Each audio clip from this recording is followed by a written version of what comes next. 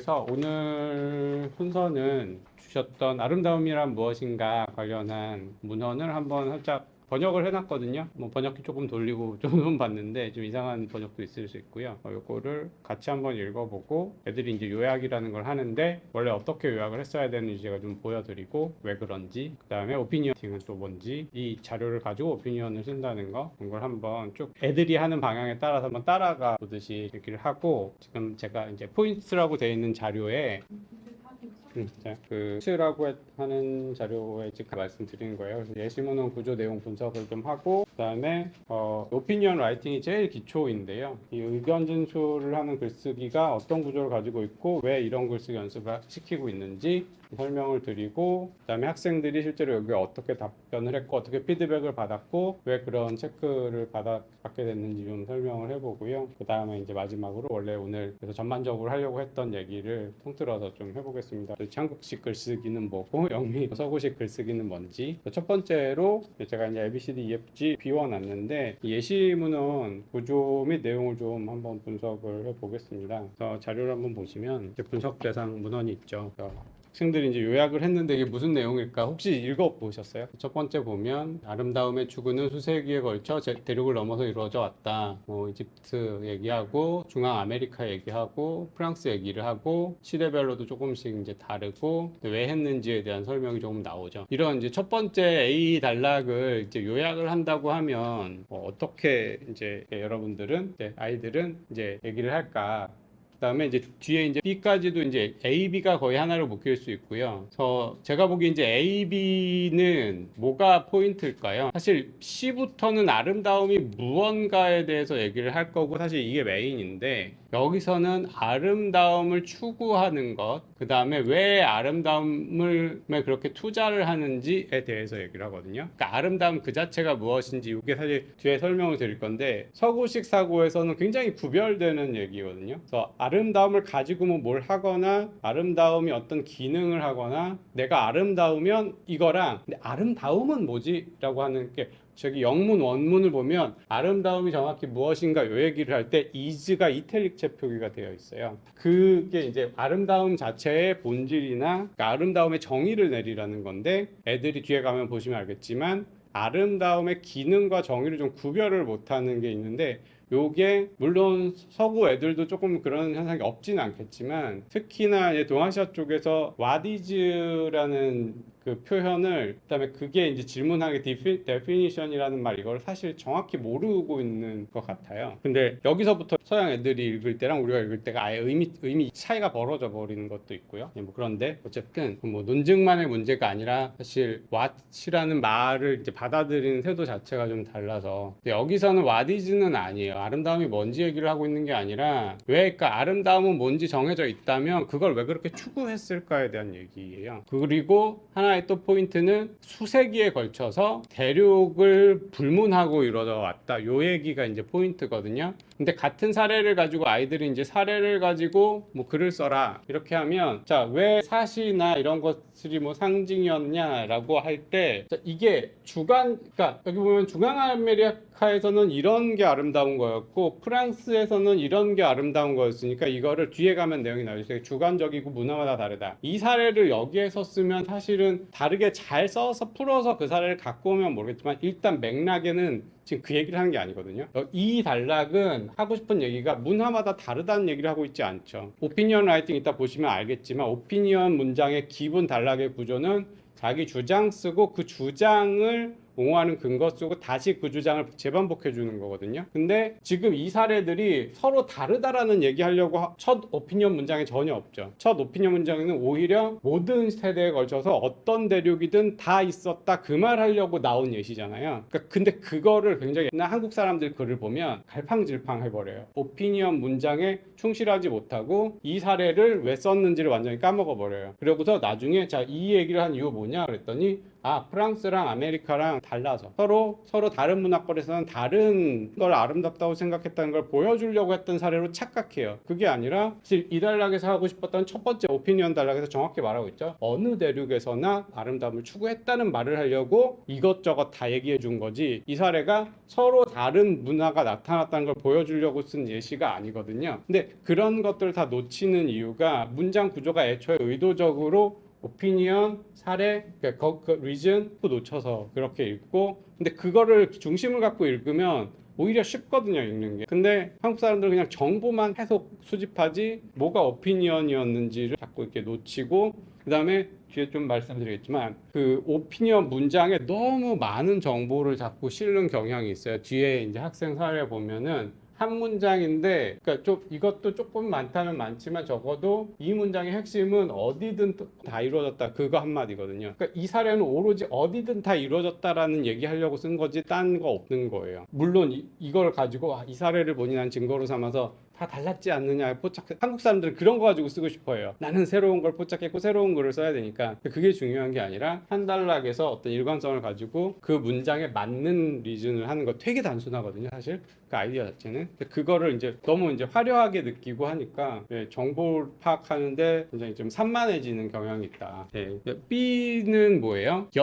역사 내내 그랬고 정확히 오늘날에도 그렇다, 사실 이거거든요. 그래서 오늘날에도 사실 투자하고 있지. 그렇게 아름다움을 추구하는 것은, 주어는 여기는 아름다움이 뭐냐가 아니라 왜 아름다움을 추구했거나 뭐 얼마나 추구가 이루어졌느냐 그랬더니 수세기에 걸쳐 현재 오늘날에도 투자를 한다. 그 다음에 여기에 조금 추가적인 얘기가 있어요. 그래서 왜, 그런데 저라면 요거를 의미 단위를 나눈다면, 사실 여기서 한번 달랑 나누기를 해주고 뭐 논증을 했을 필요가 있는데, 마지막 문장에서 왜 이런 디자이어를 하냐. 사실 서치라는 단어랑 처음에 드렸던 자료는 이게 탐색이라고 돼 있어서 좀 오인의 소지가 있어서 제가 서치로 다시 바꿨는데, 내가 이렇게 추구하지 왜 그런 디자이어를 하지, 약간 유의어라고 볼 수 있어요. 왜 그렇게. 그리고 매력적이고 싶다라는 것과 매력과 아름다움은 크게 다르지 않게 쓰여요. 뒤에 학생 사례 보면 아름다운 것은 뭐 매력적이려고 하는 거다라는데 그게 무슨 말을 하려고 하는 거지? 이런 생각이 들게 돼요. 원래 그냥 우리가 매력적이라고 보이는 걸 아름다움이라고 그냥 거의 디피니션처럼 쓰기도 하는데, 그런 말을 그냥 관념적으로 쓰는 거예요. 그러면 이제 이미지가 안 그려지면서 모호한 문장이 되고 그렇게 되는데, 어쨌든 이렇게 아름다워지고 싶은 욕구나 다름없는 이 표현, 매력적이고 하는 이유 뭘까? 바로 이거 힘이다, 이렇게 이제 얘기를 하면서, 사실 요 문장이 이 글이 좀 오도하는 부분이 있는데, 학생이 오피니언 라이팅을 나중에 쓰면서 뭐라고 하냐면, 나는 아름다운 폴리 원주민들 사례 이제 쓰면서 아름다움은 아름다움은 이러저러한 힘이다, 이렇게 주장하는 부분이 있어요. 사실 여기서는 맥락이요, 그 무엇인가, 여기는 이탈릭체 이즈가 있는데 여기는 좀 나이브하게 쓴 거거든요. 그래서 사실은 아름다운 힘이다는 잘 풀어보면 정의상 힘이라는 거라기보다는, 내가 아름다우면, 정의는 거기 있는 거죠. 내가 이러이러한 아름다움 조건을 갖추면, 그러면 내가 그 아름다우면 내가 그거를 권력으로 작용할 수 있다는 얘기를 한 거지, 아름다움이 뭔지에 대한 대답으로 힘이다 대답을 한 건 좀 아니거든요, 요 맥락은. 그래서 이렇게 아름다우면 뭐가 잘생겼는지를 묻는 게 아니라, 잘생기면 그게 원인이 돼서 어떻게 기능을 하는지에 대한 그런 얘기들이었어요, 여기까지는 쭉. 사실 이렇게 분석을 하는 거는 물론 당연히 어린 아이들이 하는 게 아니죠. 근데 이거를 본능적으로 그 문화권에 있으면 이런 맥락으로 읽어줘야 되는데, 사실 그런, 저처럼 이거는 와디즈 질문이니까 이렇게 이해해야 되고, 이런 건 당연히 아니고 대학생들도 못하죠. 근데 그런 느낌을 가져야 된다는 거고요. 그러면 이제 C부터가 이즈에 대한 질문이고, 그래서 이걸 정의하는 것은 어렵지만 보면 안다. 여기서 얘기하는 것은 C와 D는 하나의 주장이고요. 그 다음에 아름다움이 무엇인가라는 질문에 대해서 두 번째, 그것과 좀 반대 입장을 가지는 EF 입장이 있는 거죠. 그 다음에 이제 G가 마무리하는 단락인데요. 이제 C, D를 보면 이게 약간 이제 직관적으로 알 수 있는 것, 아름다움은 보면 안다는 건 사실 뒤에 어린아이 얘기하면 누구나 똑같이 생각하는 것, 뭐 조금 거칠게 말하면 객관적인 것, objective한 것, 이런 이제 개념으로 쓰고 있는 거고, 그 사례들이 나는 아름다움이 건강이다라는 말을 할 때 객관적인 아름다움의 속성이라는 걸 보여주기 위해서 이 사례가 들어왔다는 걸 인식하시는 게 중요해요. 근데 보통 한국 애들이 쫙 읽거나 많은 정보를 막 써서 여러 그냥 아름다움의 정의에 대한 여러 그냥 뭐 후보자들 중에 하나 정도로, 아름다움은 건강일 수도 있고, 아름다움은 주관적일 수도 있고, 아름다움은 객관적일 수도 있고, 아름다움은 힘일 수도 있고 그냥 막 나열을 하는 거예요. 이게 체계가 없이. 근데 이 사람이 적어도 말할 때는 객관 누구에게나 아름다움은 건강이라고 똑같이 인식하니까 그러니까 누구에게나 똑같은 거 그 얘기 해주려고 하는 거죠. 그래서 아기들이 그걸 건강으로 파악하는지 뭔지 모르겠지만 아기들도 똑같이 아름답다라고 생각하는 건 사람 똑같이 반응을 해버리니까 이거는 그냥 타고나는 본성이다. 그 얘기 하나 해주려고 하는 거죠. 사람마다 다르지 않다. 그래서 이제 이 피처라는 단어도 특징이라는 단어도 누구나 다 그 특징, 그 특정 특징을 선호한다는 의미에서 피처라는 단어가 쓴 거고 나중에 서머리 라이팅을 할 때 보면 5개의 키워드를 주는데 피처가 들어가 있거든요. 그러니까 피처를 쓰라고 할 때 이러한 맥락에서 써주라는 거예요. 그러니까 객관적인 특성으로서 누구나 가지고 있는 어떤 특정 특성에 반응한다라는 맥락에서 서머리 라이팅을 할 때 이걸 키워드로 쓰라는 거지 그냥 피처라는 단어를 아무데나 그냥 사람의 특성이라는 그냥 일반적인 말로 쓰라는 그런 뜻은 아니죠. 뭐 그런 식으로 있고 그런데 이제 그럼 왜 단락을 왜 2개나 나눠서 뭐 얘기를 했는가 이런 거 조금 더 생각을 해봐주고 일단 E, F로 넘어갈게요. E랑 F는 이제 반대 입장 얘기를 하는데요. 요게 이제 하드와이어드니스를 제가 길게 풀어서 썼는데 선천적인 신경회로에 의해 결정된 성향은 변화가 될 수 있다. 변화 가능한 어떤 특성, 사람들의 성질 이렇게 얘기를 하고 있고 그래서 그 예로 세계마다 오히려 사람의 몸매 그러니까 여성의 몸매가 더 좋아하는 경향도 분명히 존재한다는 걸 이제 보여주고 그래서 아름다움은 액티브한 것이다.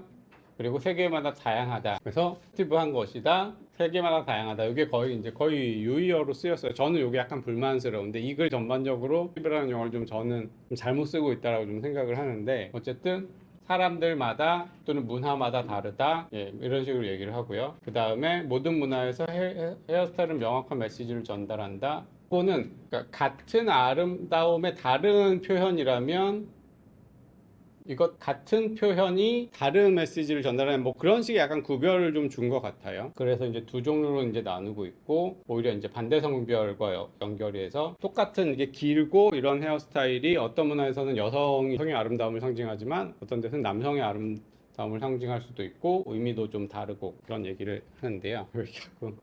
그 정도 하고 여기서 사실 제가 이 문장을 특별히 영어로 했었던 이유는요. 이거는 그냥 영어 표현이고 근데요. send a message라는 게 마치 이 글을 읽다 보면 한국 사람들은 우리에게 그러니까 독자에게 어떤 메시지를 전달한다 이런 말로 많이 이제 번역을 하시는데 사실 이게 send a message라는 게 주로 커뮤니케이션 이론에서 나오는 말이어서 커뮤니케이션하는 두 당사자들 사이에서 메시지나 또 심볼라이즈된 어떤 상징 이런 의미를 서로 전달하는 것이다 이런 의미거든요. 그래서 우리에게 어떤 의미를 던져주고 있다 이런 뜻이 아니고 헤어스타일이라는 것이 두 커뮤니케이션 당사자들 사이에서 상징 체계로서 어떤 의미 전달을 하고 있다 뭐 이런 표현이고 많이 쓰는 표현이니까 그냥 알아두시라고 한 거고요. 그다음에 저는 이제 G가 너무 급격하게 결론 문장을 쓰는 것 같았어요. 그래서 사실 제가 보기에는 CD와 EF가 굉장히 그냥 동등한 수준에서 서술이 됐는데 갑자기 한쪽 편을 드는 식으로 급히 끝내고 있거든요, 글이.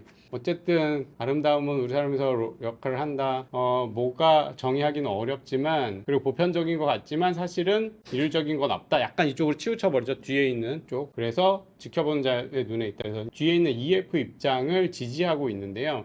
논증적으로는 좀 좋지 않은 것 같아요. 왜 EF 쪽 논증이 더 우세한 것인지 논증이 사실 이만큼 더 필요하거든요. 제대로 된 논증문이면 그냥 동의하지 않고 이런 것도 있지 않느냐. 그러면 사실 왜 그러면 이 CD처럼 보이는 게 보편적인 속성이 아름다움이 보편적인 속성이 있는 것 같은 이 사례는 어떻게 설명할 거느냐에 대해서 뭔가 자기도 예상 반론에 대답을 해주고 이런 식으로 해주는 게 좀 더 좋은 논증문이었겠죠. 그리고 하나 좀 아쉬웠던 건 보통 얘네들 이제 서브젝트랑 오브젝티브를 구별을 하는 것은 주관적이라는 건 이제 내 자신 개개인별로 다른 그런 얘기거든요. 옵젝티브는 누구에게나 똑같은 근데 몇몇 사례들은요 문화별로 다른 거지 개인별로 다른 사례가 아닌 경우가 좀 많이 제시됐는데 그걸 서브젝티브라는 표현을 써버리더라고요. 좀 글 쓰는 분이 좀 이렇게 약간 경솔하게 단어를 좀 한 건데 이게 키워드가 서브젝트가 돼버리는 수준이어서 사실 좀 그렇습니다. 그래서 사실 문화 다양성 얘기를 하는 거랑 서브젝티비즘은 레어티비즘이랑 서브젝티비즘은 다른 입장이어서 그런 생각이 좀 들었고요. 그렇습니다. 내용은 그렇고요. 이렇게 해서 내용 분석을 좀 해봤어요.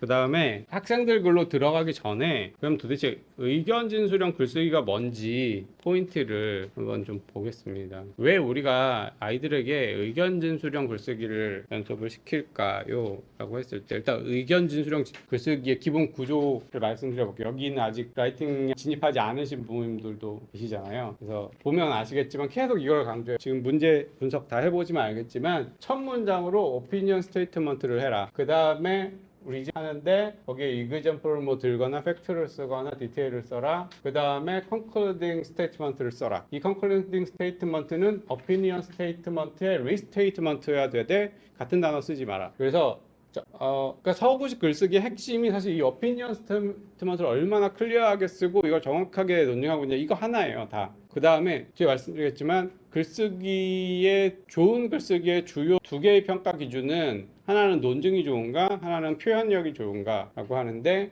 이런 것들이 지금 섞여 있는데요. 일단 논증이 좋으려면 오피니언 스테이트먼트를 굉장히 명료해야 되고 리즌이 오피니언 스테이트먼트를 아주 철저하게 잘 서포트를 해줘야 되는 거죠. 그러면 이제 논증이 좋은 거고요. 표현이 좋으려면 그 클리어함이 상대방이 얼마나 잘 전달되느냐 이런 거거든요. 지금 나의 논증도. 근데 이런 순서를 다시 한번 리스테이트먼트를 함으로써 독자에게 전달하는 어떤 레토릭한 효과들이 있어요. 그러니까 표현 측면에서도 그렇고 그런 두 가지를 이제 대략적으로 이제 표현 측면과 논증을 잘하고 있는가 이런 걸 보는데 여기서 이제 표현을 잘한다는 건 이런 기본 구조를 잘 지킴으로써 독자가 굉장히 쉽게 잘 얼마나 받아들일 수 있는가 하는 거고요. 그래서 이제 오피니언 진술을 하실 때 필자의 결국 핵심적으로 보는 능력이라는 건 얼마나 특히 서머리 라이팅의 경우에는 필자의 주장, 그 대상이 되는 문헌의 주장을 얼마나 개념화 컨셉츄얼라이즈를 잘 하는가예요. 그래서 전체 글을 읽었을 때 이 사람이 하는 얘기는 결국 뷰티라는 것은 객관적인 오브젝티브한 것이 아니라 바로 서브젝티브한 거다. 이 개념, 제일 좋은 개념을 갖고 온 거예요. 제가 보기엔 서브젝티브가 아니라 렐러티브 그걸로 가야 된다고 저는 생각을 하는데 비교를 하는 거예요. 그래서 서브젝티비즘이 아마 좋은 이제 개념할 거예요. 자기가 하고 싶은 얘기의 추상 개념을 얼마나 잘 포착해내는가 한 게 이 사람이 얼마나 이해했는지도 보여주고요. 그러니까 남의 글을 서머리할 때는 결국 두 가지 이유가 있는 것 같아요. 말 그대로 누구한테 서머리해서 떠넘겨주기 위해서 간단하게 제가 이 전체 얘기를 서머리해서 간단하게 해주기 위해서가 있고 그 다음에 선생님 입장에선 얘가 얼마나 이거를 잘 이해했는지 파악하기 위해서. 근데 그 두 가지 모두에 해당하는 게 이 개념화를 얼마나 잘했는가를 보면 알 수 있는 거죠. 딴 걸 찾았으면 잘못 이해했구나 이게 보이는 거고요. 근데 이걸 위해서 사실 전체 맥락을 잘 이해하는 것과 어휘력에 사실은 같이 가야 되겠죠. 너무 잘 이해했는데 이걸 설명할 내가 용어를 아직 몰라요. 그럼 내가 그 용어를 개발해야 되거나 그래야 되는데 그건 좀 힘들겠죠. 근데 그러니까 이제 많이 읽어라 라고 하는 이유 중에 하나는 아마도 그런 용어들을 잘 내가 파악하고 구별되는 용어를 구별돼서 아는 거 되게 중요하고요. 근데 또 국내 문헌 읽을 때 가장 큰 문제가 아까 뭐 상대적, 주관적 다 비슷하게 읽게 만들거든요. 하나의 묶음으로 해서 딱 디코토미 만들어서 딱 이거는 뭐 주관적, 이거는 상대적, 이거는 하나의 단어 묶음, 이거는 뭐 객관적과 친한 애들은 뭐 로크랑 친한 애들은 얘들, 그다음에 뭐 헤겔이랑 친한 애들 이렇게 묶어버리는데 사실 다 다른 들인데 그러면 이제 쓸 단어들이 자꾸 없어져요. 애들이 정확히 그 용어를 잘 모르면. 서울대 애들 신입생 글쓰기를 봐도 얘가 이 용어로 표현하려는 게 이게 아닌데 계속 이상한 단어를 막 계속 쓰고 있는 거죠. 그다음에 이제 왜 자꾸 opinion statement를 concluding statement에서 restatement를 하라고 그러냐, 반복 아니냐, 좀 지겹지 않느냐라고 하는데 일단 아까 말씀드렸듯이 독자가 이 사람이 하려는 말을 굉장히 명확하게 해줘요. 다시 한번 재진술을 해주면서 이 사람이 이 말을 하려고 했던 게 맞구나 다시 한번 확인시켜주고요. 교육적으로도 결국은 처음 얘기가 뭐 서브젝트였지만 서브젝트가 바로 그 사람의 눈에 따라서 하는 것이다 이런 식으로 리스테이트먼트를 해주면 더 확실하게 서브젝티브하다는 말도 여러 의미로 사실 쓰일 수도 있는데 확실하게 이제 정의를 좀 해주죠. 그런 목적들이 있고요. 그 다음에 이제 리즌의 문제는요, 뭐 그냥 당연히 뭐 근거하고 정당화하고 중요하지 논리적이려면 생각을 하시는데, 근데 한국 학생들 외국에 또 사실 많이 그럴 거예요. 보면 오피니언 진술물도 부정확한 데다가 오피니언 진술물이 정확해도 리즌이라고 제시한 것이 사실 오피니언을 제대로 서포트를 못 해드리는 경우가 너무 많아요. 사실 거의 90% 이상이 그래요. 서울대 학생들 글도 없이. 그러니까 예를 들면 제가 이제 많이 드는 이제 얘가 나옵니다. 그러니까 보통 이제 낙태는 부도덕한가 그러면 이제 여성의 보통 많이 알고 계신 게 여성의 자기결정권, 그다음에 태아의 생명권의 뭐 충돌 이렇게 많이 알고 계시고, 그래서 학생들에게 질문을 하면 너는 어떻게 생각해? 라고 하면 태아의 생명권은 저는 낙태를 하면 부도덕하다고 생각합니다. 왜냐하면 태아의 생명권이 더 소중하니까요 하면서 태아의 생명권이 소중한 이유를 막 얘기를 합니다. 그럼 반대쪽에서는 아니야, 낙태는 허용되어야 합니다. 왜냐하면 뭐 여성의 자기결정권 중요하고 뭐 행복을 추구를 해야 되고 쭈르륵 얘기를 해요. 그러면서 계속 평행선을 달리는데 이게 논쟁이 어떻게 봉합이 안 되는 거예요. 둘 다 맞잖아요. 그러면 그러니까 결국 내가 이러한 쟁점에서 결국 최종적으로 태아의 생명권과 여성의 자기결정권 사이에 어떤 그 비교가 딜레마에 빠졌다라는 걸 포착을 했다면, 그래서 내가 최종적으로 하려는 주장은 뭐가 될까요? 태아는 생명은 소중하다라고 주장하고 그것을 옹호하는 증거를 될까요? 별로 도움이 안 돼요, 더 이상. 그다음에 여성의 자기결정권이 중요하다라는 걸 주장하면서 뭐 낙태는 뭐 허용되어야 한다라고 하면서 그 증거를 막 대면 될까요? 그냥 평행선을 달리지 어떤 딜레마도 해결이 안 되거든요. 그러니까 결국 내가 하고 싶은 건, 만약에 나는 낙태는 뭐 부도덕하다라고 주장을 하려고 하고 생명권이 여성의 자기결정권보다 더 중요하다라는 걸 보여주고 싶다면 뭐 어떤 증거를 대야 돼요? 이거 아무리 돼도 안 되고 생명권이 자기결정권보다 더 크다, 그러니까 비교하는 것에 관련된 증거를 대야 되는데 애들은 전부 이 증거만 각자 대고 이거 100개 됐다가 하나 쟤는 99개 되면 걔가 지는 거, 뭐 이런 식의 이상한 논리적으로 말이 안 되는 싸움을 해요. 한국적인 글이 거의 대부분 그렇습니다. 분석을 해놓고 보면. 근데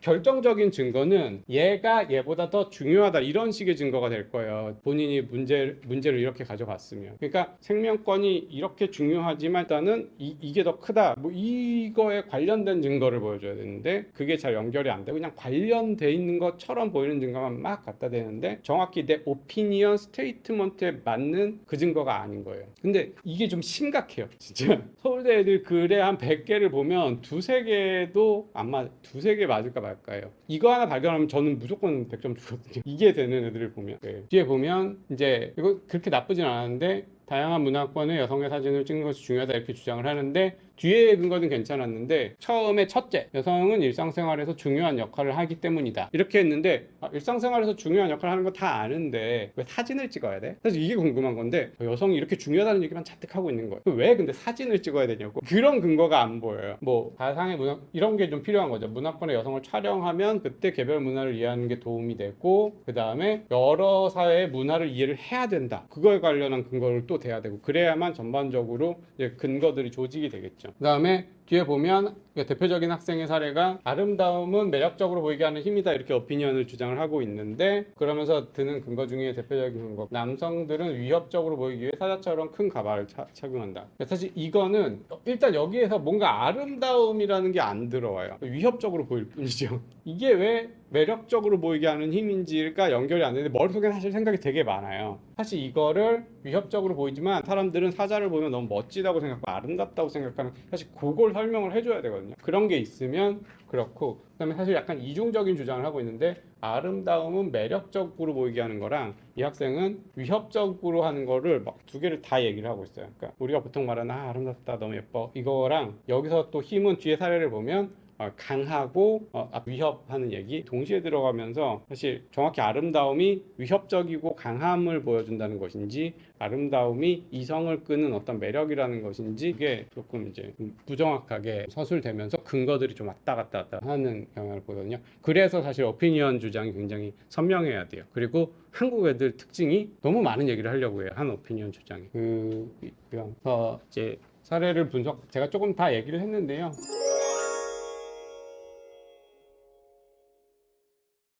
학생들 보니까 자료를 한번 보시면 한번 볼게요. 그래도 급하게 보고 오셨을 테니까 제가 설명에는 의견문 작성을 먼저 썼는데, 일단은 요약문 작성 얘기를 먼저 합니다. 요약문 작성을 요구하는 걸 보시면 알겠지만 한번 볼게요. 같은 정보를 설명하기 위해 동의어를 다른 단어를 쓰라는 거죠. 같은 뜻이지만 얘는 조금 다르게 써서, 하지만 같은 아이디어, same 아이디어를 그래서 의역이라고 번역했는데 패러프레이징 하라는 거거든요. 의역이라고 자동 번역이 돼서 이렇게 됐는데, 패러프레이징이 바로 그냥 재진술이에요. 설명하세요. 그 다음에 이런 거 6하 원칙에 좀 맞춰서 쓰라고 하는 것과 이 키워드를 꼭 써라 이렇게 얘기를 했고, 그럼 평가 기준을 보면 텍스트 타이틀을 꼭 진술을 하라고 하고요. 메인 아이디어를 진술하라고 하는데 어디다가 첫 번째 문장으로 꼭 써라. 그 다음에 인풋 디테일을 좀 순서를 잘 맞게 쓰고 자신만의 단어를 써라. 왜냐면 서머리니까. 그러면서도 저는 이제 펑슈에이션 이런 얘기는 좀 안 할게요. 그러면서도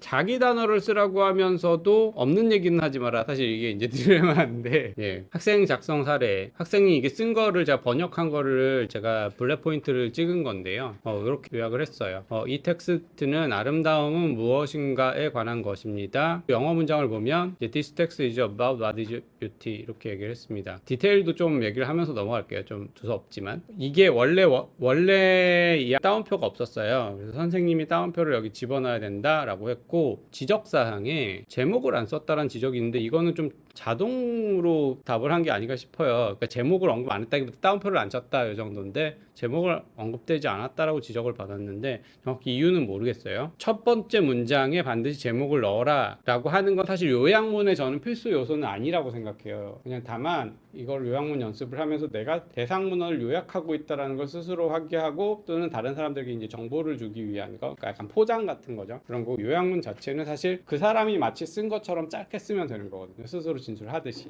내가 무슨 책에 대해서 썼는데 이게 그 요약이야 하고 사실 시작을 꼭 해야 된다 이런 법은 없어요. 그 다음에 한 가지 말씀드리고 싶은 얘기는 지금 about이 들어가 버렸잖아요. 이 텍스트 자체의 제목이 What is beauty지 What is beauty라 것에 대한 글이 아니거든요. 그래서 사실 이 사람들이 원했던 What is beauty는 뭐라고 말하고 있다, 그 얘기를 사실 하고 싶었던 거고요. 사실 따옴표만으로는 해소될 수는 없었던 거고요. 따옴표를 원래 안 치고 그냥 진짜 서머리를 한다 그러면 이것은 뷰티의 뭐 definition에 관한, 그러면 about이 괜찮아요. This text is about the definition of beauty 뭐 이런 식으로 했으면 더 오히려 그게 더 패러프레이징이 되고 더 좋은 요약인데, 여기서는 사실 원래 요구했던 건 어떤 텍스트를 요약했니라는 걸 소개하는 문장 때문에 그렇고요. 더 좋은 건 말씀드렸듯이 제목 그 자체보다는 아름다움이 주관적이라는 뭐 얘기를 하고 있다 뭐 이런 식으로 바로 요약을 들어가면 되고요. 요약을 한 거 보면 오피니언 문장에서 역사를 통틀어 사람들은 외모에 집착해 왔습니다. 사실 이제 obsessed라는 표현인데요. 그래서 이게 좋은 요약이냐는 거예요. 제가 그러니까 지금 계속 얘기했지만 전체 글은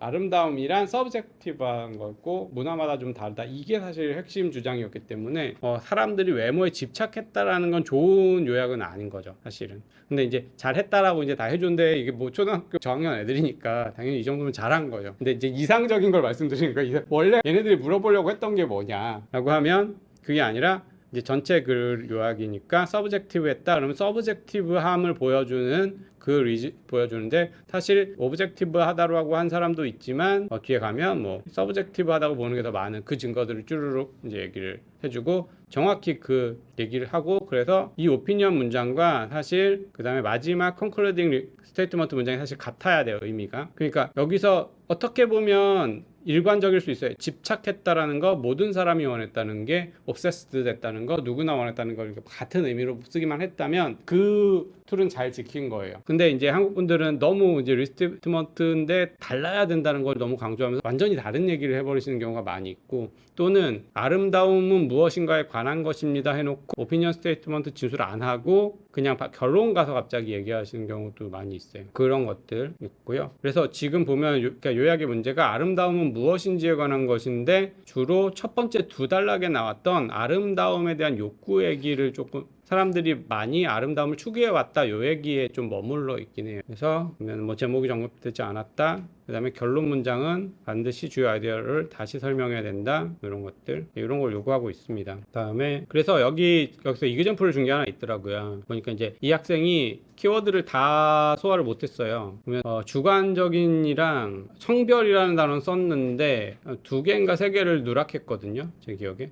여기서 특징이랑 뭐 몇 개를 이제 못 썼는데, 사실 그래서 이들이 원했던 거는 키워드를 주면서 요 서브젝티브하다라는 게 여기에 메인 아이디어였다라는 걸 사실 힌트를 좀 준 거고요. 그 다음에 그럼 디자이어는 뭐냐? 이제 초반 설명에서 그러니까 사람들이 이런 욕구를 가지고 시작했다는 얘기할 때 그때 좀 쓰라는 거고, 그다음에 젠더 얘기는 왜나, 그러니까 문화마다 다 똑같은 형태의 그 머리가 길고 한 건데도 성별마다 좀 다른 특성, 다른 의미로 주기도 한다. 그때 이제 쓰라는 얘기였고, 그다음에 유니폼은 왜 쓰라고 했을까? 서브젝트의 반대로서 좀 획일적이거나 오브젝티브한 그런 설명을 할 때, 그다음에 피처도 마찬가지로 특정 특징의 사람들이, 여성은 이런 특징, 뭐 남자들이 더 선호하더라, 이런 거 얘기할 때, 이쪽 얘기할 때 그 단어를 쓰라는 뭐 그런 키워드였던 거죠. 이제 그렇게 이제 쓴 거예요. 근데 역시 근데 이그젠플도 보니까 첫 번째 문장의 타이틀은 언급을 안 했더라고요. 모험 답안으로 준 건데 별로 그게 중요한 건 아니에요. 그다음에 뭐 오피니언 라이팅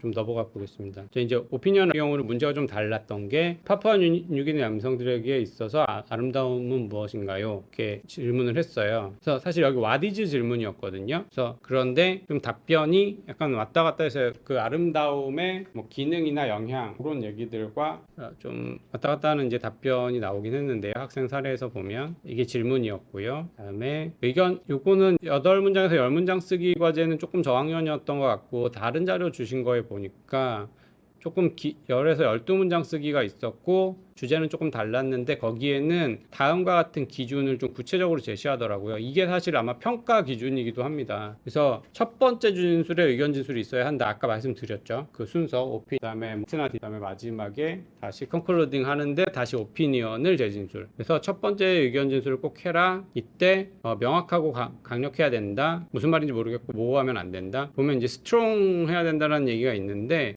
의견이 스트롱하다라는 건 조금 저는 이상하다고 생각해요. 의견은 그러니까 주장을 하는 문장 자체가 스트롱하다는 게 도대체 뭘까? 그거보다는 굉장히 논쟁적인 이슈에 대해서 되게 아주 당하고 있다, 이런 얘기니까 컨트로버셜 이슈에 대해서 의견을 제시한다는 건 아마 제 생각에 이제 강력한 의견이라고 하지 않았는가. 또 쟁점 없이 누구나 다 뭐 동의할 것 같은 당연히 참인 문장 이런 걸 진술하고 있으면 사실 별로 스트롱해 보이지 않겠죠. 그 다음에 이유가 의견을 잘 뒷받침하고 있는 거, 아까 말씀드렸듯이 오피니언 문장과 연결이 안 되는 경우가 너무 많아요. 연결이 안 되는 이유, 안 되는 것들, 그 다음에 세부사항 같은 거를 잘 활용했는가 이제 보고 있고, 결론이 있음. 그러니까 결론 진술이 사실 의견 진술과 같아야 돼요. 내용은 같은데 언어가 표현이 좀 다른 같은 아이디어를 재서술을 해야 되는데, 그냥 같은 문장으로 반복하거나 이런 거는 좀, 이런 것들은 제 생각에 좀 표현 문제이기도 하고요. 진짜 이게 논리적으로 애가 약하거나 이런 것만은 아니고 표현적으로 좀 아직 익숙하지 않아서 벌어질 수 있는 이슈들 뭐 등등, 이런 것들 보면 좀 섞여 있어요. 학생의 논증 능력을 보는 평가 요소들이 있고요. 표현 능력이나 지금 이미 주어져 있는 템플릿을 얼마나 잘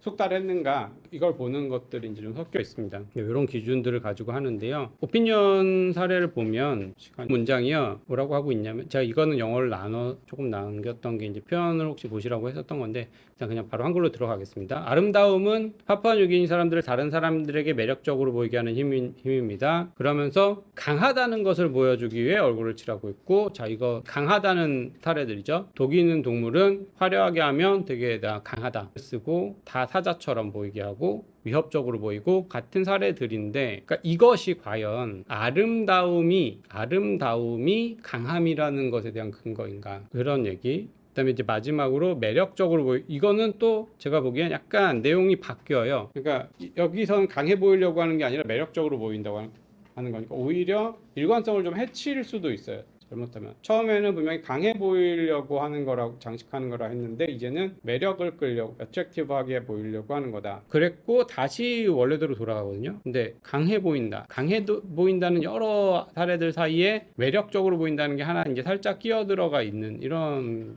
형태가 됐습니다. 그러니까 이러다 보니까 그럼 바로 아름다움을 반대 성들에 대한 힘으로 생각합니다 라고 했는데, 선생님이 이제 표현이 어색하다라는 말을 계속합니다. 사실 외국인 선생님 입장에서는요 아마 이해를 못했을 거예요, 무슨 말인지. 근데 사실 한국 분들은 이해를 잘 하거든요. 얘가 무슨 말 하려고 하는지 막 다 알 것 같아요. 근데 사실 상상을 해보면 사실 상상이 안 돼요. 이게 저는 이제 영국 미국식 표현 차이나 한국 사람들의 표현 차이거나 그런 게 아니라, 사실 가만히 생각해 보면 이 학생이 한 말이 머릿속에 안 떠올라요. 매력적으로 보이게 하고 강하다는 건 뭘까? 아름다움을 하나로 정의하는데 이성 장식을 하는데 이게 예뻐 보인다는 걸까요? 아니면 무서워 보인다는 걸까요? 이게 지금 이 학생이 하려는 얘기가 사실 불명확하고, 이라는 말은 권력이라는 의미도 있기 때문에 원래 아까 첫 번째 원문에서 봤던 그 파워 느낌이 들면서 권력이 되는구나, 아름다우면, 이것까지 막 섞여 들어와요. 되게 예쁜 BTS 같은 아이들은 사실 권력을 가지게 되죠. 힘도 많고 돈도 많아지니까. 근데 그때 힘은 무서워 보인다는 뜻의 힘이 아니라 아름다움을 어떤 도구로 삼아서 돈을 벌 수 있는 그런 종의 얘기지, 아름다움 자체가 강함의 상징이라는 건 아니거든요. 아름다움이 강해 보일 때 우리가 아름답다고 느낀다, 이런 얘기는 아니죠. 근데 여기서 하려고 하는 얘기는 강한 것을 우리는 아름답다고 느끼거나, 또 원래 원문에서는 건강한 사람을 보면 우리는 아름답다고 느꼈다, 그런 얘기를 하려고 했던 거잖아요. 그러니까 이런 것들이 이제 하면서 미국 사람들이 이렇게 읽으면 무슨 말이지? 이렇게 하면서 네가 하려는 얘기가 혹시 이거 아니니? 이렇게 제시를 한 거예요. 선생님이 생각에는 자신의 그 파워를, 아름다움을 통해서 파워를 보여주는 것이 바로 사람들, 파푸아뉴기니 사람, 다른 사람들에게 바로 그 매력적으로 보이게 하는 거다. 즉 아까 건강해 보이는 것이 아름다움의 대체 상품으로 힘을 보여주는 것이 사실 사람들을 아름답게 보게 하는 거다, 이런 말을 하려던 거니? 라고 이제 했던 거죠. 파워가 사실 아직 정의가 안 돼 있기 때문에 여기서 어쨌든 있습니다. 뭐 그런 거예요. 그래서 마지막 문장도 그래서 마찬가지였어요. 학생 머릿속에는 이게 자기한테 되게 명확하다 생각했을 거예요. 반대 성별에게 힘으로써, 힘이라는 것으로 뷰티에 대해서 생각을 한다라고 하지만, 파워는 뭐고 어퍼지 젠더에 뭐냐, 어퍼지 젠더에 대한 어트랙션이라고 했잖아요, 아까 처음에는. 근데 이제 또 파워라고 했는데 앞에서 파워는 계속 강함 얘기의 그 상징으로서 쓴 표현이고, 그래서 as라는 말은 그 is라는 뜻이거든요. 예, 정의 문장이 됐는데 그렇습니다. 뭐 그래요. 그런 것들. 예, 여기까지가 이렇게 학생들 자료에 대한 제 분석입니다.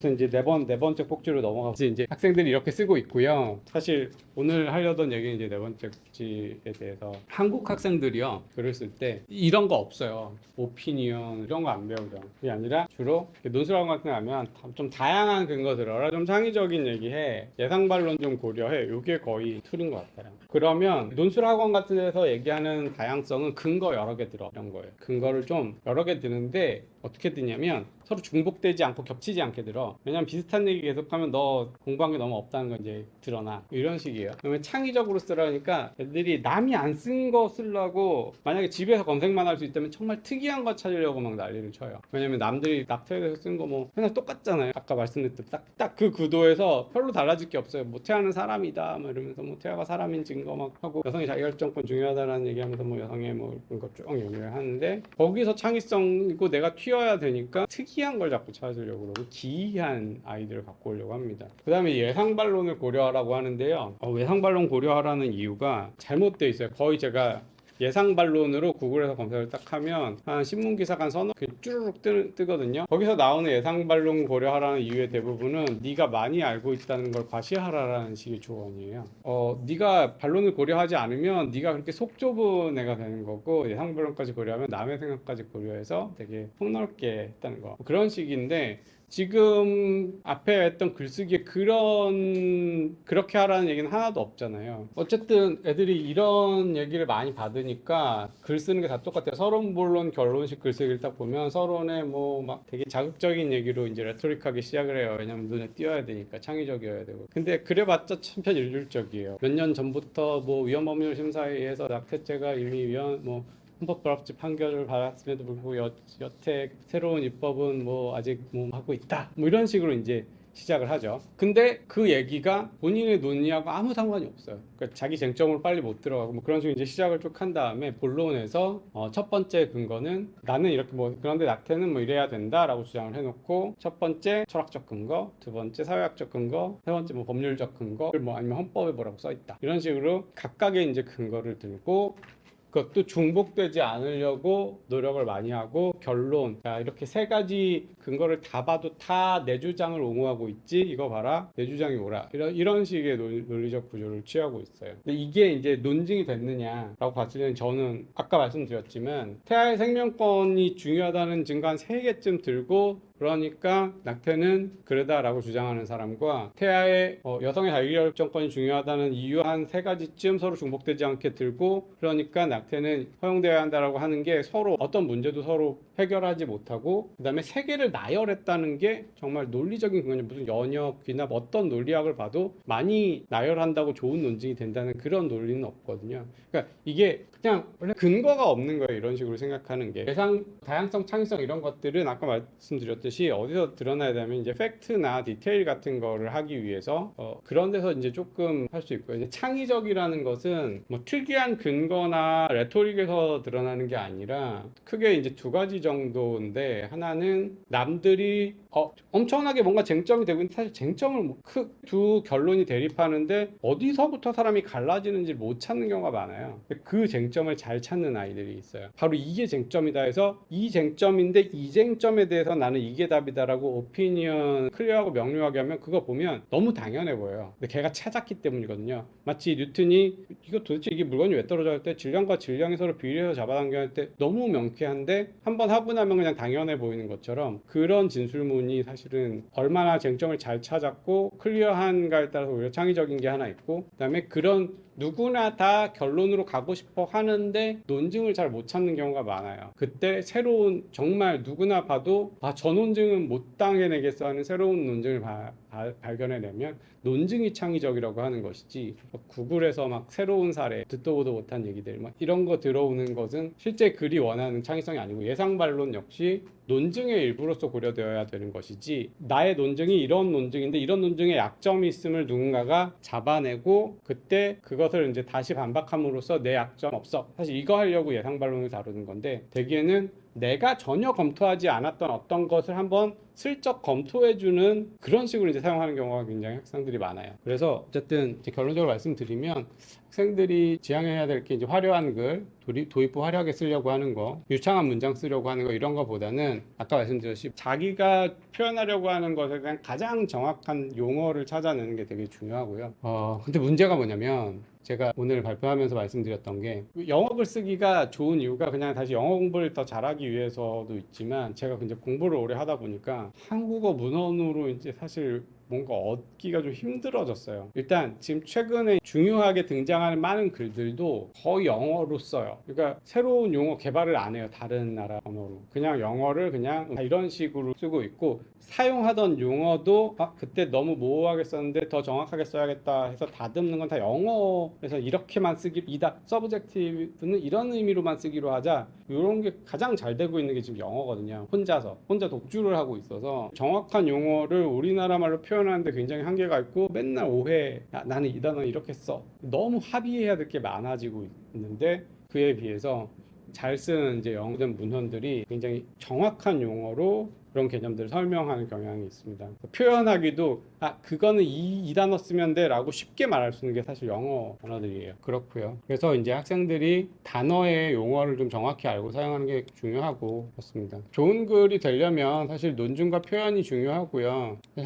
이거는 되게 아주 창의적이거나 새로운 가치를 요구하지는 않고, 학생들이 얼마나 논리적으로 글을 쓰고, 그다음에 이게 독자가 얼마나 쉽게 잘 읽을 수 있을까, 그 템플릿을 잘 준수했는가를 굉장히 많이 봅니다. 그래서 길러야 할 능력은 사실 두 가지가 좀 다른 것 같아요. 하나는 얘가 얼마나 논리적인가 하는 부분과, 또 하나는 좀 얼마나 독자에게 자기 생각을 쉽게 전달하는가, 이렇게 두 개로 좀 나뉘어야 되는 것 같은데, 지금 현재 여러분들이나 초중등 과정, 고등학교 과정까지 하는 이 과정들은 되게 논증 능력을 기른다기보다는 템플릿을 연습시켜서 오피니언, 다음에 리즌 쓰고 이렇게 해서 독자가 가장 쉽게 인지적으로, 그러니까 심리학적으로 약간 밝혀진 거죠. 이렇게 진술하면 제일 잘 쉽게 받아들이고 명료해지더라 하는 그 루틴을 따라서 하는 그 연습을 시키는 것 같아요. 이 자체가 사실 논쟁이 있는데요. 템플릿을 잡고 하는 것이 오히려 창의적 글쓰기를 방해한다, 이런 말도 있는데요. 일반적으로 현재 글쓰기 자체는 템플릿 교육이라고 볼 수 있고요. 그래서 인식적인 흐름에 좀 맞고요. 머리가 진행되는 방향, 그 다음에 이 템플릿대로 하다 보면 핵심 정보를 빠뜨리지 않아서 글을 막 길게 쓰고 많이 쓰다 보면 나는 다 썼다고 생각하는데 뭔가 빠진 경우가 있거든요. 이 템플릿에 맞추다 보면 들어갈 게 들어가는 그런 효과들이 있죠. 너무 너무 얘기가 좀 중복되니까 요 얘기 먼저 하고 요 얘기하는 걸로 이제 끝내겠습니다. 그래서 그러면 애들은 논증 능력은 어떻게 배양을 하느냐? 사실은 저는 논증 능력을 적극적으로 배양하는 방법보다 우리가 얼마나 훼손시키고 있는지 우리의 대화나 수업 시간에 그 얘기를 좀 해드리려고 해요. 아이들에게 이제 논증 능력을 배양하니까 다독, 자삽, 다작, 다상량 이런 많이 우리나라 글 쓰면서 많이 하잖아요. 많이 모르는 거에 대해서 이제 비판하는 경우가 많은데 예를 들면 낙태에 대한 얘기를 하면 어떤 학생이 낙태는 그러다라고 생각합니다. 왜? 수업 시간에 만약에 그 주제를 가지고 토론을 하거나 강의를 하잖아요. 그러면 보통 어떻게 얘기를 할까요?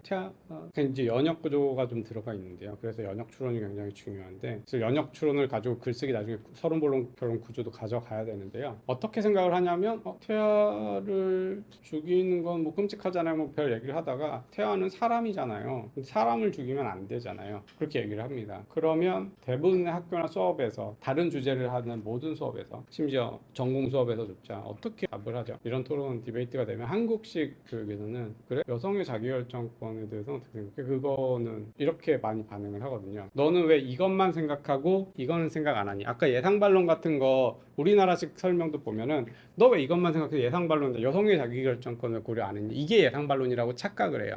내가 태아는 사람이고 사람을 죽이는 것은 그러니까 그러면 이제 소크라테스는 사람이다 사람은 죽는다 해서 뭐 그 3단 논법이랑 똑같아요. 그러면 태아를 죽이는 것은 그리다 이렇게 나오는데 이렇게 얘기를 했더니 선생님이 근데 너 왜 여성의 자기결정권을 고려 안 해봤어? 한번 책 좀 읽어봤니?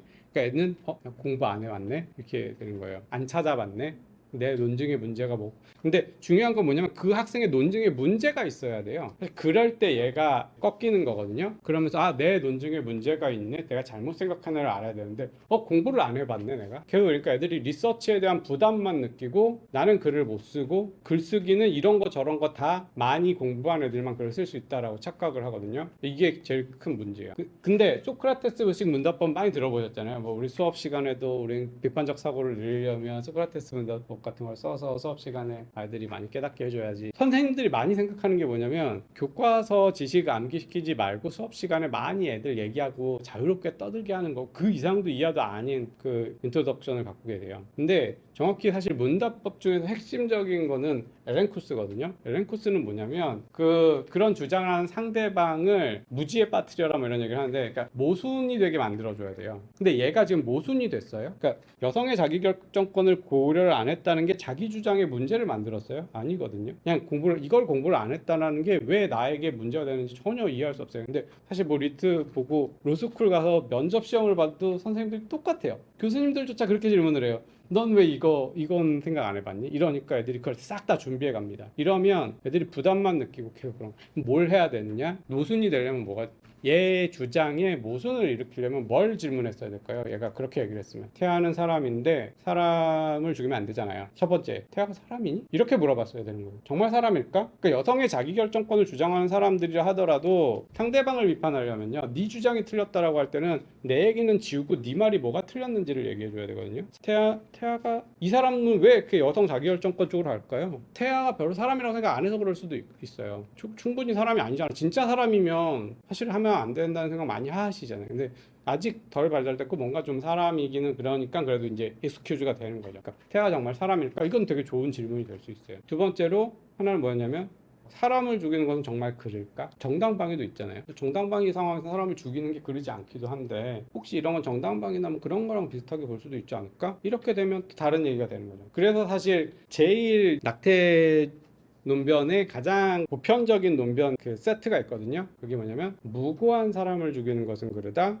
태아는 무고한 사람이다. 따라서 태아를 죽이는 것은 그렇다. 이게 제일 클래식 논변이에요. 근데 무고한을 넣어버리면 사실 좀 정당방위는 해소가 되죠. 얘는 무고한 사람한테는 정당방위할 수 없고 태아는 아직 아무 잘못한 적이 없기 때문에 그러면 무고한 사람을 죽이는 것이 그런 경우도 있는가도 사실 좀 살펴봐야 되는 그런 상황인가? 그다음에 이제 태아가 사람인가 아닌가 이런 쪽으로 가면 태아가 요때부터는 그래도 누가 봐도 8개월만 이상 지나서 하면 이건 너무 사람이니까 요 논변으로는 해결이 안 되고 이런 식으로 해서 사실은 지금 말한 거는 그래서 이걸 연역 추론해서 이제 타당성, 건전성 이런 말을 하는데 전제들이 참인지 아닌지를 따져보는 게 있고요. 정말 전제 두 개가 참이면 정말 그 결론이 나오는지 여기 이제 타당성을 따져보는 것, 건전성과 타당성을 따져보는 그런 질문을 해주는 게 학생들에게 모순을 빠뜨리는 제일 좋은 방법이에요. 근데 되게 쉬워요. 모순을 빠뜨리는 정말 그럴까? 이렇게만 질문을 해주면 돼요. 얘가 태아는 사람이잖아요. 그러면 정말 그럴까? 태아가 사람일까?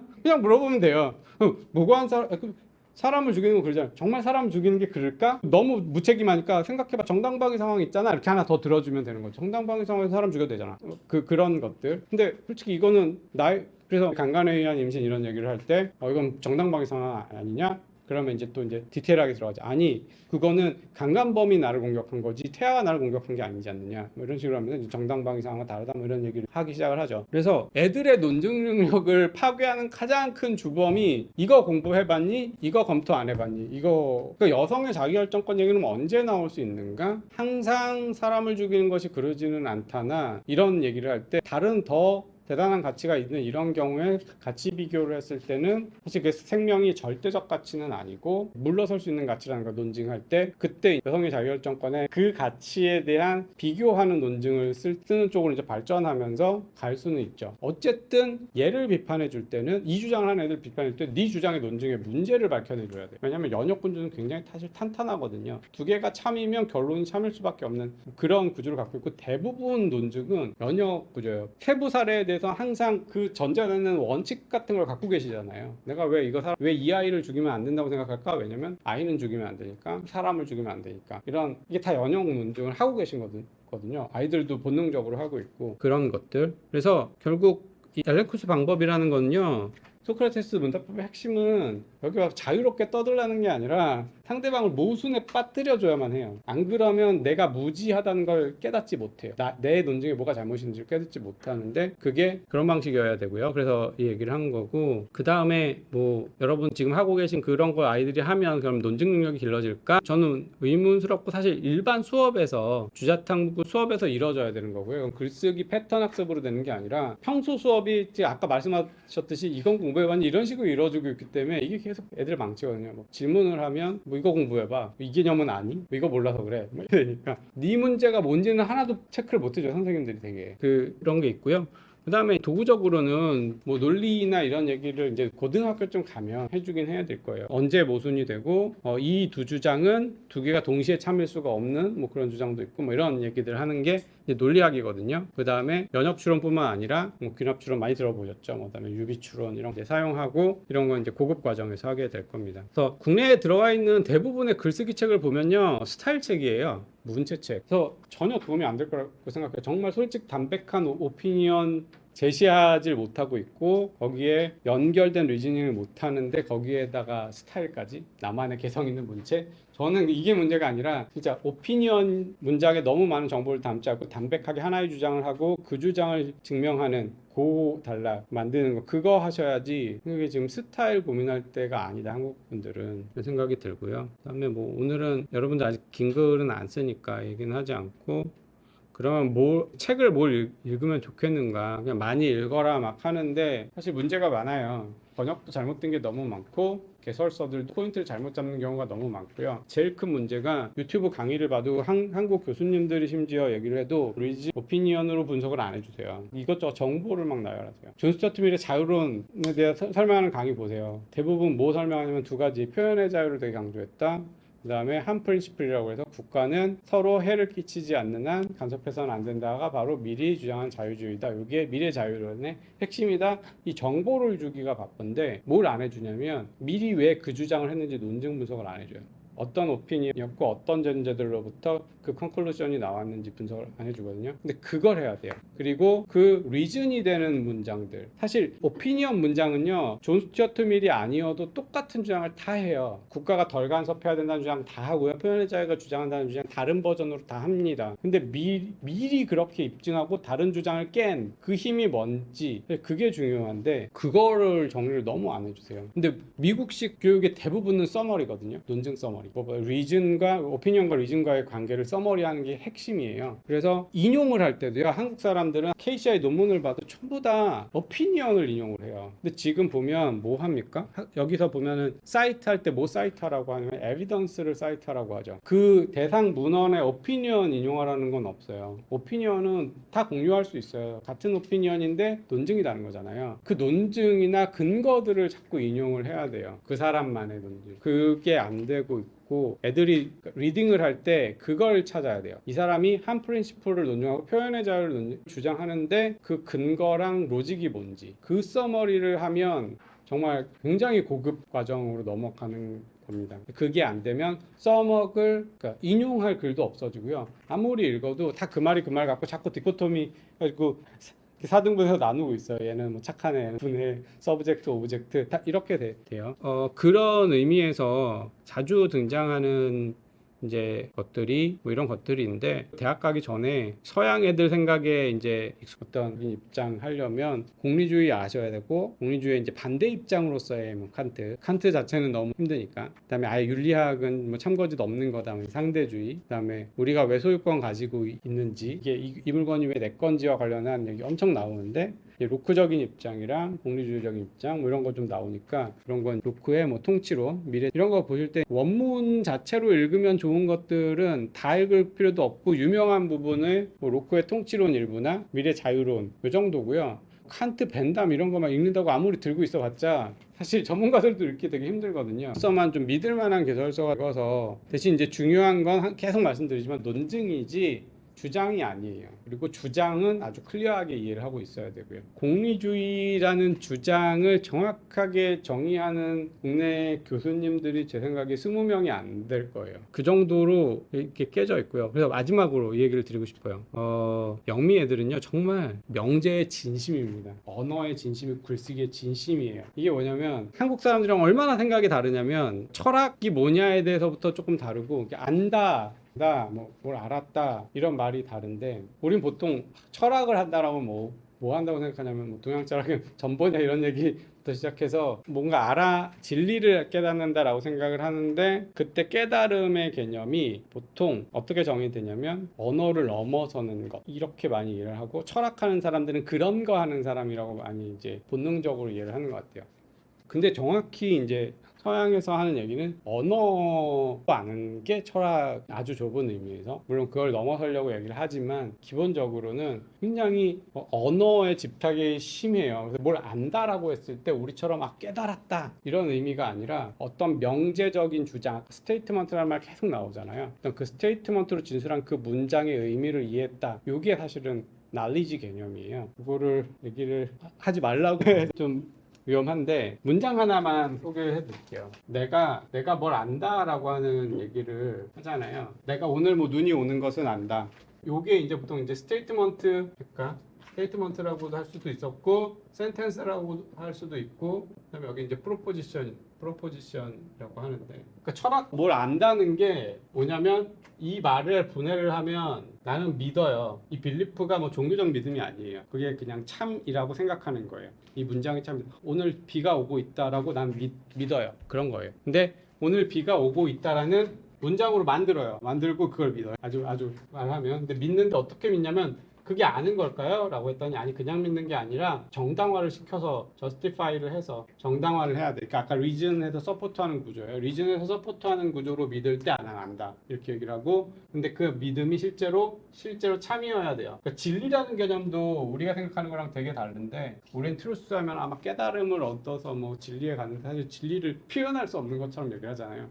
얘네들은 정확히 이 문장이 참인 게 트루스예요.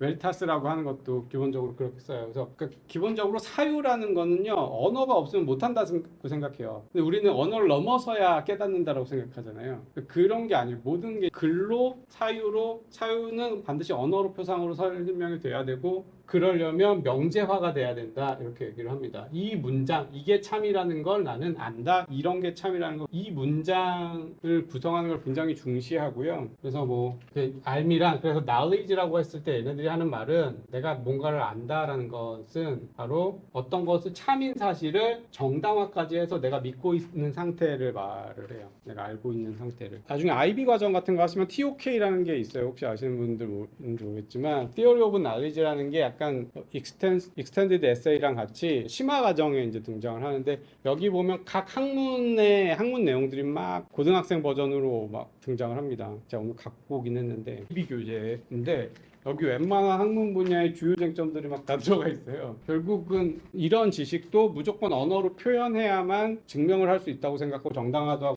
어떤 내가 하는 주장, 오피니언 센스가 가장 대표적인 거죠. 오피니언 센텐스를 나는 안 믿는다.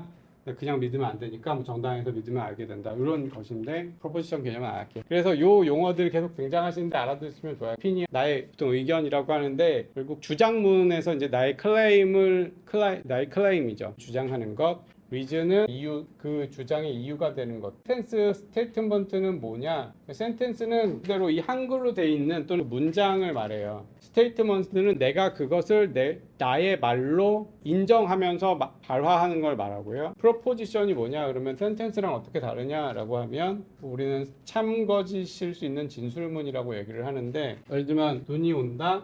It snows는 다른 센텐스지만 같은 프로포지션이에요. 그러니까 사실 얘가 전달하라는 그 의미 덩어리를 말을 해요. 그래서 사실 이 프로포지션을 제공하려고 하는 것들이 이 모든 것들은 좋습니다. 그러면 그리고 바로 이 thesis,가 필자가 자신의 주장으로 제시하는 프로포지션을 thesis,라고 해요. 명제들 중에 내가 눈이 온다라고 이 글에서 주장을 하면 그것을 그 명제를 이제 thesis,라고 하고 이 thesis,를 옹호하기 위한 리즈닝이나 리즈닝이랑 거의 동의어인데요. 이걸 하는 모든 체계를 다 논변을 한다, 아규를 한다, 뭐 이런 식으로 얘기를 합니다. 그래서 많은 글에서 I claim이라고 말을 할 때랑요, I claim이나 단순히 이제 suggest라고 말을 할 때랑 I argue라고 할 때 느낌이 좀 달라요. 그래서 나는 어떤 체계 서론에서 만약에 나는 이 장에서 뭐 이러이러한 명제를 argue할 것이다라고 하면 바로 이 명제가 나의 테시스인데 이것을 분명히 여기서 justify를 한다는 얘기예요. 근데 그냥 문장 중간에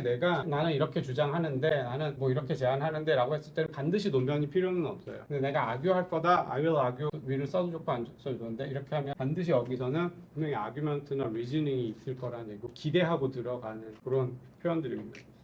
이런 얘기들이 대학 수준의 글에서는 등장을 하게 되는데 그래서 하나만 더 말씀드리면 패러프라이징이랑 그러니까 리스테이트먼트 강조하는 건 되게 중요한 연습인 것 같아요. 왜냐하면 애들이 그냥 그대로 사이트를 직접 다이렉트 사이테이션을 하게 되면 애들이 자기만의 생각으로 변환을 안 시키고 그대로 갖다 쓰거든요. 근데 리스트하면서 그 사람의 의견을 자기만의 개념, 자기가 이해한 개념으로 재정리를 하게 되기 때문에 굉장히 중요하고 실제로 기본적으로 글의 요약글도 그렇고 내 글을 쓸 때 다른 사람을 인용할 때도 간접 인용이 기본입니다. 직접 인용은 그 문장 그대로 보여줘야만 하는 이유가 있을 때만 써요. 그 이외에는 거의 익스큐즈가 안 되고요. 그리고 인용을 할 때 아무 문장이나 인용하지 말고 주로 의견보다는 이유나 근거 쪽을 인용하는 그게 이제 기본이라는 거. 마지막에 3만 해줬는데 여기까지 일단 하겠습니다. 그게 간접 인용이 좋다면 직접 인용 누가 얘기를 했다라고 얘기를 하는 게 그 좋은 표현. 저기서 안 좋다는 거는 아이들이 평소에 그러니까 부모님한테 유치원에서 이런 일이 있었는데 직접 이런 그게 아니라 네. 인용을 할 때 그대로 얘기하는 거니까. 글을 쓸 때는 왜냐면 그 사람이 쓴 그 표현 자체를 독자에게 보여줘야 될 특별한 이유 있을 때만 그렇게 하고 지금 내 글은 요약문도 오피니언 글도 사실 다 내 글이거든요. 때문에 내가 이렇게 요약을 하면서 이제 발화를 하는 거예요. 그런데 이제 따옴표를 쳐서 하면 이제 그 문장 자체를 소개하는 꼴이 되는 거고 그게 아니라 바로 이 사람은 뭐 이런 것들을 주관적이라고 뭐 생각했다 또는 그냥 이런 것은 이렇게 주관적이다 이렇게 정리를 해줘야 된다는 말이 좀 불분명한데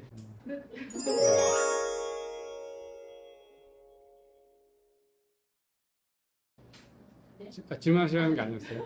저는 그걸 시키면서 지금 얘가 된 애가 저희 아이인데 예. 눈빛이 그러신 것 같더라고요. 하면서 네. 얘랑 썼던 그 답답함, 예. 벽, 이 예. 아이랑 예. 얘가 이 글을 쓰기 되게 힘들어요. 어렵더라고요.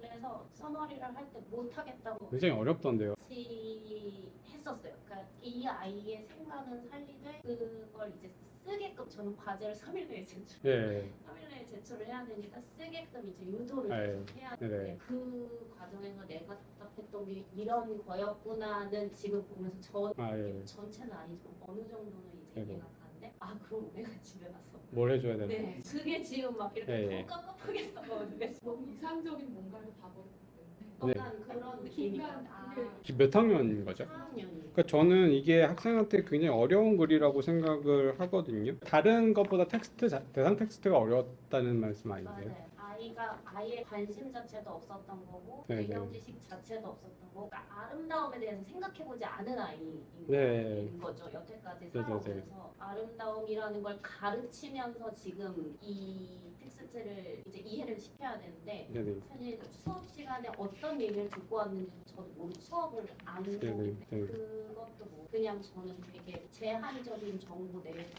이 아이와 서머리도 써야 되고 오피니언도 쓰게끔 네네. 안내를 해줘야 하는데 아이가 수업도 영어로 듣고 오니까 이해해봤자 네. 이제 이해도 자체도 낮을 거고 저는 그러니까 발달 단계를 잘 모르니까 그냥 어려우니까 넘어가도 될 것 같은데 하나만 저는 만약 이 텍스트 때문에 받아들여야 될 거 하나는 아마 서양 애들은 턱이 낮은데 우리한테만 턱이 높았던 게 뭘까라고 하면 와디즈였을 것 같아요. 와디즈 뷰티라고 하면 모든 걸 다 써도 될 것 같거든요. 한국 사람들 입장에서는. 근데 와디즈 뷰티 하는 순간 얘네들은 그 컨셉트의 데피니션 같은 걸 내리길 바라는 게 굉장히 확고한 것 같아요. 그래서 선생님이 아예 얘가 왜 이걸 썼지라고 사실 못 받아들인 느낌이 살짝 들었거든요. 얘네들한테는 너무 명료한 거예요. 와디즈라고 했으면 아름다움이 뭔지를 써야지. 아름다움이 뭐 그래서 뭐 힘을 권력이 될 수 이 사례를 왜 들지가 우리한테는 막 철학적으로 어려운 개념처럼 다가오지만 애들은 와디즈라고 물어보면 느낌이 확 다른 것 같아요. 그러니까 그게 지금까지도 사실 고급 많은 영어보다 읽을 때 사실 벽인데 얘네들은 완전히 다르게 읽고 있는 그런 게 좀 있거든요. 저는 그게 제일 어렵지 않았을까? What is라고 물어보는 것, 그 본질 자체를 논의하는 얘기, 그 기타 등등을 이야기하는 거. is나 그 의문사가 how랑 좀 많이 다른, what for나 이런 거랑 굉장히 다른 것 같아요. 그거는 좀 이게 영미식 사회의 좀 틀을 이루는 것 같으니까 그거에 오독을 하지 않고 들어가는 건 필요한 것 같아요. 그러니까 그 이외의 개념들도 어렵지만 뷰티에 대한 개념도 얘네들은 개념에 되게 진심이고 단순히 이게 철학이 아니라 모든 글들이 보시면 알겠지만 기본적으로 컨셉트를 어떤 학문을 하시는 분들도 다 좀 기본을 깔고 하시더라고요. 네, 그런 생각이 좀 들었습니다. 너무 달달한 얘기를 못하게 제가 이상한 얘기를 한 것 같은데 실패인가? 네. 영어 글쓰기 네네. 하는 같은 경우는 얘가 이렇게 쓰다 보면 A를 주장한다. 네네. 왜냐하면 A이기 때문이다. 이런 식의 글이 계속 네네. 나오는 수준이거든요. 네네네네. 보면서 자꾸 스킬만 늘려주려고 생각을 사실은 이거 듣기 네네네. 전에 그쪽으로 왜냐면 네. A를 주장을 하려면 A에 뒷받침되는 근거를 가지고 와요. 이렇게 해야 돼. 1번, 2번, 3번 네. 이것만 계속 아이랑 네네. 얘기를 해왔는데 지금 듣고 나니까 이거보다 글을 보고 여기서 생각을 정리하는 과정에 힘을 많이 써야 되겠다. 맞긴 해요. 그러니까 참 힘들긴 굉장히 문제가 뭐냐면 그것을 끌고 나가실 어휘가 딸릴 거예요. 특히 한국어 어휘가 그 얘기를 할 때 이거는 뭐가 문제야? 라고 말할 때 그걸 딱 집어줄 언어가 없는 거죠. 그게 안 해봐서. 이거는 그거의 근거가 될 수 없다라고 말할 때 저도 얘기를 저도 막혀가지고 아이 같은 경우 되게 순수하게 그럼 내가 쓴 단어가 있으면 저도 이제 정확하게 그 단어 정의를 알고 쓰는 게 아닌데 네네네. 이걸 딱 보고 그럼 그게 뭐예요? 이렇게 물어보니까 거기서부터 또 다시 꼬리를 타고 과제는 해야 되는데 자꾸 이제 시간이 많이 걸리는 쪽으로 흘러갈 수밖에 없지만 이게 맞는 방법. 사실은 그러니까 논증이 어느 정도 잘 구성이 되면 글로 옮기는 거는 좀 스킬적인 게 있거든요. 애들이 논증 서울대 애들도 보면 논증 자체를 구성을 못해요. 그러니까 한 학기 내내 논증만 얘기를 해도 자기 논증이 되는지 안 되는지 거의 파악하기 되게 힘들어하는데 몸에 그냥 배면서 평소에 얘기할 때 그런 단어가 자꾸 나와줘야 되는데 그러니까 우리 말이 그렇게 부모와 자녀 사이나 선생님과 학생 사이에 용어가 그렇게 구성이 안 돼서 습관화되기가 좀 힘들어요. 네. 안 했는데 그 보면 이제 서론 본론 결론 얘기가 이제 구성을 할 때 다 이렇게 나가시려고 하는데 얘기를 할까요? 말까요? 해도 될까요? 출신 학생이 제가 이렇게 글쓰기에 대해서 얘기를 했더니 우리는 원래 그렇게 배웠는데요. 그렇게 안 쓰면 안 되는 거 아니에요? 이렇게 대답을 한 학생이 하나 있었어요. 그래서 뭐 어떻게 배웠니? 자기 1학년 때 선생님이 외국인들이었다고 생긴 지 얼마 안 됐을 때 이제 다녀서 10년 전 그러고 나서 그 이사장이 싫어해서 그 수업이 이제 점점 폐지되기 시작하고 있다. 그때는 그 선생님들이 마음대로 하게 이제 이사장이 놔뒀던 거죠. 외국 선생들이 와가지고 외국 스타일로 그대로 가르치니까 자연스럽게 그렇게 라이팅을 애들이 배웠고 당연히 이렇게 써야 되는 거다라고 했던 게 뭐냐면 아까 말씀드렸지만 서론, 본론, 결론 이렇게 나누잖아요. 그럼 보통 뭐 인트로덕션은 그냥 쓴다 치고 본론이 문제인데요. 그러니까 내가 어떤 주장을 해요. 낙태는 그러다. 보통 한국 사람들은 어떻게 쓰냐면 첫 번째 낙태가 그런 이유 뭐가 있을까요? 그러니까 뭐 태어나는 사람, 그러니까 뭐 사람을 죽이면 안 되니까 이걸 하나로 묶어버리죠 보통. 이거는 왜냐면 다양하게 써야 되잖아요. 우리는 다양하게 써야 되니까 이렇게 쓰고 그다음에 또 생명 경시풍조가 생긴다. 조금 다른 거 써야 되잖아요. 보통 이런 거 하나 들어가고 비교.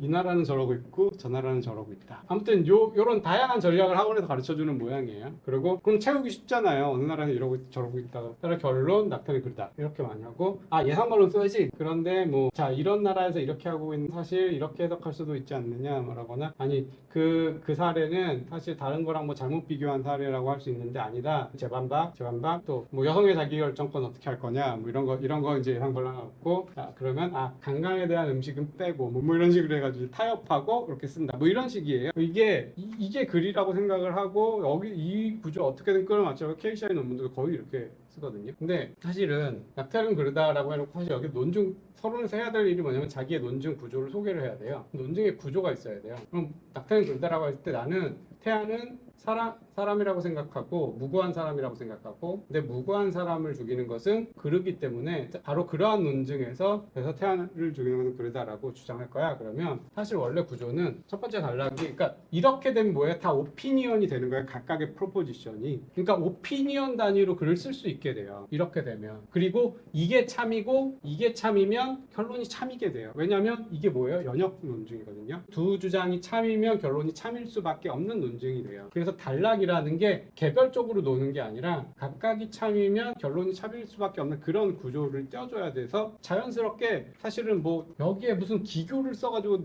풍부하게 만드는 게 아니라 이거 하나하나 증명만 하면 끝나거든요. 수학 문제 푸는 거예요. 나는 태아는 본론 1, 태아는 무고하다는 것을 먼저 증명하겠다. 자, 태아는 태어나서 한 번도 나쁜 짓을 한 적이 없다. 무고하다. 그러니까 이런 거 사실 보통 증명 안 하죠. 무고한 게 너무 빤해서 사람이라는 걸 증명을 보통 해요. 태아가 사람이라는 걸 증명하는데 사람이기 위해서는 뭐 이러이러한 조건을 가지고 있어야 되는데 그런 조건을 다 충족시켰다라는 걸 쭉 보여주는 논증을 하나 해요. 이러면 이제 태아가 사람이라는 걸 증명해서 이제 두 번째 뭐 하면 돼요? 되게 다르지만 논증적으로 나중에 연관을 사실 미리 다 짜고 들어간 거거든요. 스크럼을. 그러니까 여기서는 뭐 하면 돼요? 무고한 사람을 죽이는 게 그르다라는 걸 증명하면 돼요. 자, 그러면 내가 그래서 무고한 사람을 죽이는 게 왜 그럴까라는 어떤 뭐 도덕철학적인 어떤 근거라든가 뭐 이런 거 반대하는 입장, 무고한 사람을 죽이는 건 그러다 이렇게 증명을 한 다음에 결론 가서 따라서 나는 두 개가 참이라는 걸 각각 증명했는데 연역적으로 그런 말 안 쓰지만 그래서 따라서 무고한 사람을 죽인 것은 그르다 이렇게 쓰면 이게 좋은 글이거든요 사실. 근데 각자 노는 게 아니라 단락이 사실 논리적으로 연결이 좀 되어 있어야 왜 단락이 이렇게 쓰는 거지라고 이제 했던 거죠. 원래 그렇게 써야 되는 거 아니냐? 아니 한국 애들은 이렇게 안 써. 일부러 서로 관계 없는 거 찾으려고 혈안이 되어 있어. 왜냐면 다양한 걸 써야 되니까. 비슷한 거 쓰면 겹친다고 싫어해. 뭐 이런 거예요. 왜 서론 본론에서 이런 단락들을 오피니언과 리즌으로 하는지 완전히 망각하고 있는 거죠. 이게 하나의 컨클루전이 되는 명제들이 연결돼서 최종 결론까지 나아가는 거. 그래서 뭐 제가 나중에 이제 연역 논변 가면 논증만 사실 잘 정리되면 여기까지 가면 그대로 갖다 엎으면 되고 서론에서 써야 될 것들에 이제 몇 가지 이제 유의사항들이 등장하죠. 논증 구조를 미리 설명을 해줘야 되고 이 논증 구조에 따라서 내가 본론에서 어떤 순서로 하나하나 설명할지 소개한다. 그렇게 하는 거예요. 근데 애들이 나는 그래서 이게 참이고 이게 참이면 이게 한다는 그런 구조를 갖고 있고 그게 이제 서론 제일 끝부분에 이렇게 들어가거든요. 그 다음에 첫 번째 단락에서 뭐 말할 거고 중간중간에 이제 테크니컬하게 들어가야 될 뭐 단락이 있으면 그것도 소개해주고 그래서 여기서는 다른 사람들이랑 뭐 내가 좀 다르게 쓰는 표현이 있어서 여기서 그거에 대해서는 잠깐 설명하고 넘어갈 것이다 이러고 해주면 글이 점점 이제 풍부해지는 거죠. 이 구조를 무시하고 자꾸 이제 다양성 아까 말씀드렸지 창의적이어야 되니까 되게 특이한 아이디어 하나 막 집어넣어서 어떻게 어떻게든 눈에 띄려고 하고 예상 반론 고려하라니까 자기 논증이랑 상관도 없는 여성의 자기결정권 얘기하고 있고 막 이런 식으로 글이 막 지그재그로 가는데 사실 여성의 자기결정권을 검토하든 말든 얘는 연역적으로 참여해서 얘는 검토할 필요가 없거든요. 사실 검토해야 될 예상 반론은 정말 태아가 사람인지 그런 거에 대한 반론을 고려하라는 거예요 원래는. 근데 국내에서 예상 반론으로 쳤을 때 그거 고려하고 조언하는 신문 기사나 논술 강사가 단 하나도 없더라고요. 예. 그냥 다양한 걸 또 보여주기 위한 어떤 전략 정도로만 파악을 하고 있습니다. 네. 네. 지금 한국에는 어떤 사람들이 기교로 이렇게 하고 이렇게 예, 예. 배워가고 있는데 예, 예. 그 어느 단에서 저렇게 논증을 하는 게 가장 정확한 거라고 인지를 그냥 오늘 그러잖아요. 말씀하실 때뭐 네. 교진도 아시는 분도 네네. 아니고 그런 거에서 코멘트 안 해주시는데 네네네. 그렇다면 우리는 어느 포인트에서 저게 우리가 틀렸다는 걸 인지하고 다시 논증에 대해서 생각하면 그건 대학에 가서 하는 건가요? 그러니까 쓰시는 아주 일부 선생님들은 그냥 거기 가서 잘 적응하고 해외에 갔다가 잘 적응하고 오신 분들이라 애들이 왜 못 쓰는지를 몰라요. 왜 너는 질문을 했는데 반론을 하라니까 이상한 소리라는 거죠. 너 근데 너 태아 정말 그냥 태아가 무할까 이렇게 물어봤더니 내가 뭘 잘 몰라 선생님 이러시네 그러면서 아 저 여성의 자기결정권에 대해서 좀 얘기 좀 해봐야 되나 막 이러고 있으니까 얘는 반론을 이해를 못 한다는 거예요. 선생님이 이제 철학과에서 이렇게 논증만 하신 분들이 요즘 애들은 반론을 이해를 못해 반론이 뭔지 모르는 거 이러시는데 되게 괴리가 있어요. 저만 해도 계속 여기서 하고 그쪽 분들이랑 계속 협업을 하다 보니까 이제 그걸 깨보려고 하다 보니 이제 알게 된 사실이고 네, 굉장히 좀 잘못 돌았고 사실 방법은 좀 없는 것 같아요. 그런 식으로 기대할 만한 글도 딱히 없고 그냥 그 글을 읽으면 이렇게 써있거든요. 영어로 된 글을 보면 근데 그거를 보고도 국내에 들여온 부분은 되게 레토릭한 부분만 뽑아 오시고 그래서 그냥 애들 이렇게 좋은 교재를 하고 있으니까 여기에 푹 빠지게 하는 게 제일 어떻게 보면 현실적인 방안의 하나일 수 있고 또 하나는 제가 리트 보는 로스쿨 가는 애들한테 항상 재수업 듣는 사회대생 애들이 제일 많이 듣거든요. 항상 조언하는 게 면접 보러 가면 내가 하라는 대로 하지 마. 네, 왜냐면 그 사람들은 선생님을 잘 봐라. 그러니까 서울대 철학과 몇몇 논증 중시하는 분들만 이렇게 질문을 하지 선생님들의 대부분은 얘가 왜 낙태 얘기하는데 여성의 자기결정권 얘기 안 하지? 이러고 눈을 보거든요. 그래서 잘 봐라. 대개는 그냥 다양한 걸 원하고 이것도 공부했는지를 결국 묻는다. 그러니까 그게 지식 저변이 확장된 걸 검증한다고 생각하시는 분들이 거의 90% 서울대도 다르잖아요. 그냥 유학 갔다 오신 분들은 그냥 자기가 그냥 그렇게 하고 있을 뿐 이걸 뭐 라이팅으로 애들이 뭐 어디서부터 잘못 알지라는 개념은 없으시고요. 그런 상태에 있습니다. 자, 혼란할 IB 쪽 교육을 저는 국내에 있는 IB 고등학교들이 이걸 잘 할지는 의문이에요. IB 프로그램 중에서도 외국인 선생님 몇 명 못 데려와서 몇 개로 되게 한정시킨다고 알고 있고요. 스탠디드 에세이나 그러니까 TOK 같은 경우는 결국 아마 영국 가가지고 그 평가 점수 다 넘겨서 거기서 채점 받아 오는데 그 익스텐디드 에세이를 쓰는 동안에 이 과정 선생님이 코디를 해줘야 되는데 좋은 선생님이 들어와서 잘 해주고 있는지 사실 그런 것도 조금 의문은 있어요. 커플에서 우리가 이제 가면서 해야 되는 라이팅은 저쪽 방향에 가는 것 같아요. 선생님들이 다 체크를 하는 방향이 네. 외국인 선생님들이 다 체크를 하고 계시고 이런. 체크 방식은 제가 말한 대로 하면 그분들이랑 잘 맞을 거예요. 그 네, 뭐지? 맞아요. 왜 저걸 하라고 하지? 그 잘 이해가 안 되니까. 그걸 이해를 할 수 예, 예. 있었던 것 같아요. 네, 맞습니다.